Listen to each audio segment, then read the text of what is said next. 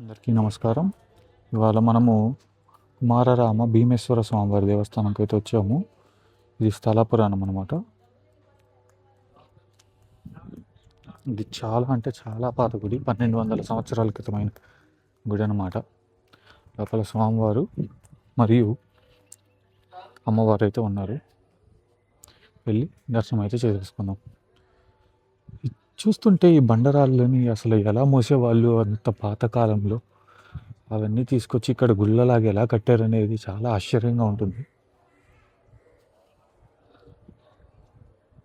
ఇక్కడ కాలభైరవుడు ఉన్నాడంట స్వామివారి అయితే దర్శనం చేసుకున్నాం.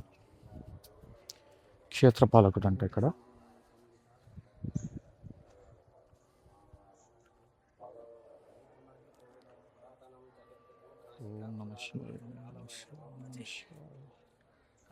గుడి చూడండి ఎంత ప్రశాంతంగా ఉంది, ఎంత ప్రశాంతంగా ఉంది. మీరు సామర్లకోట కనుక వచ్చినట్టయితే, లేదు పిఠాపురం కానీ ఇటు కానీ వచ్చినట్టయితే ఈ గుడిని కంపల్సరీగా అయితే దర్శనం చేసుకోండి. ఎదురుగుండా శివాలయం అయితే ఉంది. శివుడు పానుగొట్టం అన్నీ ఉన్నాయి అన్నమాట. అలాగే మనం లెఫ్ట్ సైడ్ చూస్తే కోనేరు ఉంది. అక్కడి నుంచి కోనేరుకి వెళ్ళొచ్చు. అది అనమాట. ఇప్పుడు వెళ్ళి మనం స్వామివారిని అయితే దర్శనం చేసేసుకుందాం గుడి లోపల. వీడియో అయితే నాటలోడు. లోపలికి వెళ్ళి స్వామివారిని దర్శనం చేసుకొని బయటకు వద్దాం. వచ్చేసి శివుడి విగ్రహం అన్నమాట. ఈ బ్రహ్మసూత్రం ఉంది. చూస్తే మీరు క్లియర్గా స్వామివారి మీద ఇట్లా గీతలు ఉన్నాయి. ఆ లింగం అంటే కనుక బ్రహ్మసూత్ర లింగం అంటారు. సరే, మనం లోపలికి వెళ్ళి స్వామివారిని దర్శనం చేసుకుని చూద్దాం. ఓం నమ శివాయ. మనం స్వామివారిని అయితే దర్శనం చేసుకొని బయటకు వచ్చేసాం అనమాట. గుడి లోపల బాల త్రిపుర సుందరి దేవి అమ్మవారు మరియు స్వామివారు ఉన్నారు. ఈ స్థల పురాణం కనుక చూస్తే 1200 సంవత్సరాల క్రితం ఈ గుడి అయితే కట్టడం అయితే జరిగింది.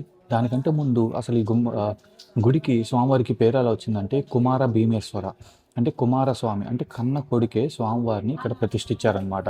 అలాగా ఈ గుడికి కుమార భీమేశ్వర స్వామి అని ఇక్కడ స్వామివారికి అయితే పేరు అనమాట.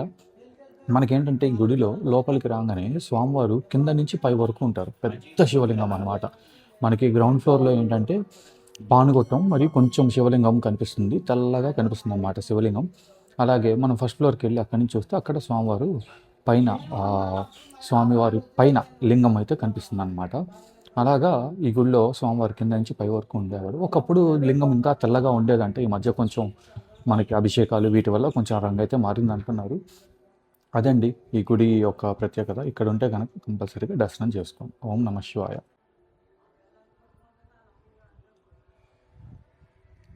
ఓం నమ శివాయ. ఇలాంటి పురాతన గుళ్ళకి వచ్చినప్పుడు చాలా మనశ్శాంతిగా ఉంటుంది. అందులో ఈ గుడికి ఇంకో ప్రత్యేకత ఉందండి. ఇది పంచారామంలో ఇది ఒక గుడి. మనకి టోటల్గా 5 ఉన్నాయన్నమాట గుళ్ళు. ఇవాళ మనము రెండింటిని దర్శనం అయితే చేసుకుంటున్నాము. ఒకటి కుమార భీమేశ్వర స్వామి దేవాలయం, మరి ఇంకోటి ద్రాక్షారామం. ఈ రెండు కూడా మేము ఇవాళే దర్శనం చేసుకోకపోతున్నాం. ఓం నమ శివాయ.